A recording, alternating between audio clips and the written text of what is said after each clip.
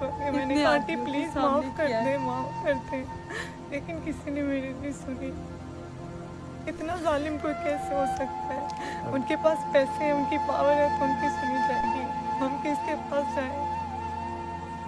अब आप एंड तक कहाँ तक लेके जाना है? अब लड़ोगे एंड तक, क्या करोगे? फाइट करनी हमें, जाहिर सी बात है। मुझे अगर पैसे चाहिए होते तो मुझे 2 दिन से ऑफर्स आ रही हैं पैसों की।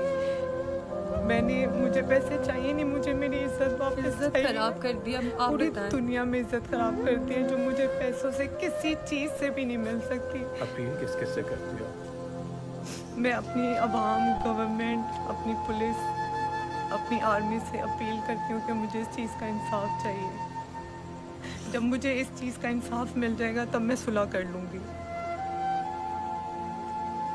और वो कब होगा इंसाफ? आप क्या मतलब, जब ये जेल जाएंगे, जब इनकी FIR कटेगी, कब? आप क्या समझते हैं? उनकी वो जो पावर है वो जो दिखा रहे हैं सबको, उनके भी आगे आना चाहिए। उनके भी घर पे माँ बहन है और सब बहुत ज़्यादा ज्यादती करके गए वो लोग। ऐसे कौन आता है घर की शीशी आप चाहते हैं कि वो जेल जाएं? हमें बस इंसाफ चाहिए। और क्या चाहते हो कि मतलब उनको सजाएं मिले ना अदालत से? हाँ हाँ।